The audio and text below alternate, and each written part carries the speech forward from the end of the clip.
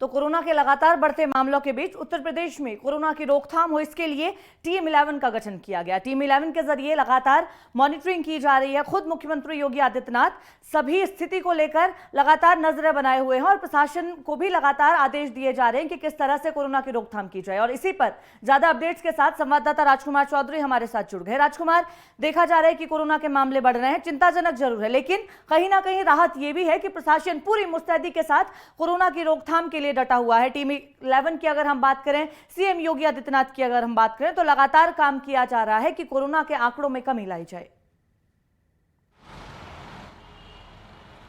बिल्कुल ईशानी, उत्तर प्रदेश के मुख्यमंत्री योगी आदित्यनाथ, क्योंकि अब एक चीज़ और मान के चलनी पड़ेगी कि 130 करोड़ की आबादी वाले हिंदुस्तान में शायद ही कोई ऐसा व्यक्ति हो जिसको कोरोना से बचाव के नियम और वो कायदे कानून ना पता हो, क्योंकि इतनी जागरूकता पिछले 1 साल से फैलाई गई है कि लोगों को जानकारी है। जहाँ तक उत्तर प्रदेश की बात है, उत्तर प्रदेश के मुख्यमंत्री योगी आदित्यनाथ ने जैसे ही दिल्ली में, क्योंकि मैं गौतम बुद्ध नगर जो जिला है वहाँ पर बिल्कुल खड़ा हुआ हूँ, उत्तर प्रदेश का बहुत महत्वपूर्ण, सबसे ज़्यादा राजस्व देने वाला जिला है। जब दिल्ली में लॉकडाउन हुआ तो बिल्कुल उत्तर प्रदेश के मुख्यमंत्री योगी आदित्यनाथ ने स्पष्ट कर दिया कि लॉकडाउन बिल्कुल नहीं होगा, क्योंकि औद्योगिक नगरी है। एक पैनिक क्रिएट बिल्कुल नहीं होगा। लोगों को अपने बचाव के लिए निश्चित तौर पे उनका नियमों का पालन करना पड़ेगा।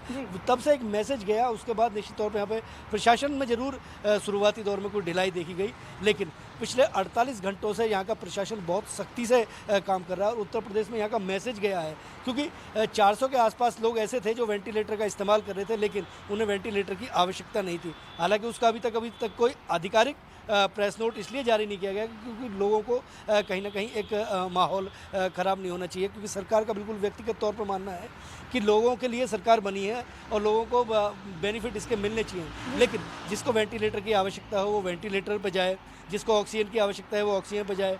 टीम 11 के साथ जो मीटिंग हुई है उसके बाद एक प्रेस नोट शाम को आज जारी होने की संभावना जताई जा रही है, लेकिन आधिकारिक तौर पर सारे जिलाधिकारी जितने भी हैं उनको सब स्पष्ट तौर पर निर्देश दे दिए गए हैं। हर जिले के अंदर जो कोविड का नोडल ऑफिसर है वो जिलाधिकारी प्लस वहाँ के वरिष्ठ पुलिस अधीक्षक के साथ साथ सीएमओ की एक टीम बनाई गई है जो इस पूरी चीज़ों को मॉनिटरिंग करेंगे। अपने ज़िले में जहाँ भी अस्पताल हैं उन अस्पतालों में जाके आकस्मिक छापेमारी का उसको नाम देना थोड़ा सा दूसरा मैसेज जाएगा, लेकिन निरीक्षण करने के लिए कहीं ना कहीं अपने ज़िले में जाने के लिए वो टीम स्वतंत्र होगी और वहाँ पे जाके वो लोग मॉनिटर करेंगे कि किसी मरीज को अगर आवश्यकता है तो वेंटिलेटर पर रखा जाए, किसी मरीज को आवश्यकता है तो उसको ऑक्सीजन दी जाए, कहीं भी किसी को भी इलाज में कोई कोताही ना बरती जाए। बिल्कुल स्पष्ट तौर पे मुख्यमंत्री योगी आदित्यनाथ के निर्देश हैं। अगर इस मामले में कहीं भी कोताही बरती जाती है तो निश्चित तौर पर आने वाले दिनों में अधिकारियों के खिलाफ बड़ी कार्रवाई करने के निर्देश भी उन्होंने दे दिए हैं। ईशानी जी, राजकुमार, इस दौरान अगर कोई लापरवाही बरतेगा उसके खिलाफ कार्रवाई की बात जरूर कही गई है। दूसरी ओर ऑक्सीजन की भी बात जरूर निकलकर सामने आई।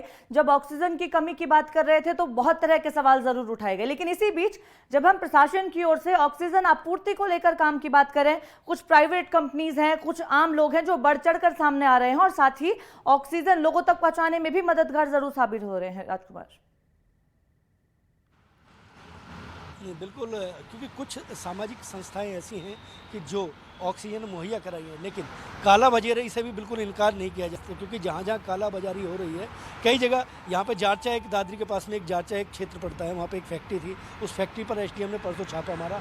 छापे मारकर वहाँ पे जितने सिलेंडर थे उनको जब्त करने के बाद उसके आसपास के जो अस्पताल हैं उनमें पहुँचाया गया। ऑक्सीजन की कहीं पर कोई कमी ना हो इस वजह से प्रशासन पूरी तरह से मुस्तैद है, लेकिन कालाबाजारी पर पूरा अंकुश लगाने के लिए एक टास्क फोर्स का गठन किया जा रहा है और रासुका की उन लोगों के खिलाफ कार्रवाई की जाएगी। ईशानी, समझने के एक प्रयास करने होंगे कहीं ना कहीं, क्योंकि दवाएं होती हैं, कहीं ना कहीं किसी दवा की जब आपूर्ति, जब एक असमंजस की स्थिति, अविश्वास की भावना जब पैदा हो जाती है तो निश्चित तौर पर उसमें थोड़ा सा समय लगता है चीज़ों में। लेकिन ग्राउंड पे हम लोग जो देख रहे हैं, जो लोगों से इनपुट मिल रहे हैं, उसमें निश्चित तौर पर थोड़ा सा कंट्रोल में चीज़ें आ रही हैं और लोगों के अंदर से एक डर भी थोड़ा सा कम हो रहा है। कुछ सामाजिक संस्थाएं भी आगे आई हैं, कुछ और उसके अलावा और मैसेज जो दिए जा रहे हैं, जो पॉलिटिकल लोग हैं जो सोशल मीडिया पे जो इसकी जो इस समय जो खबरें चल रही हैं उन खबरों पर भी अंकुश लगाने के प्रयास निश्चित तौर पर किए जा रहे हैं। कोशिश यही है कि जो अफवाह फैलाई जा रहे हैं उन पर अंकुश लगाया जाए और साथ ही लोग बढ़ चढ़कर औरों की मदद के लिए सामने आए। चलिए, बहुत धन्यवाद तमाम जानकारी के लिए। तो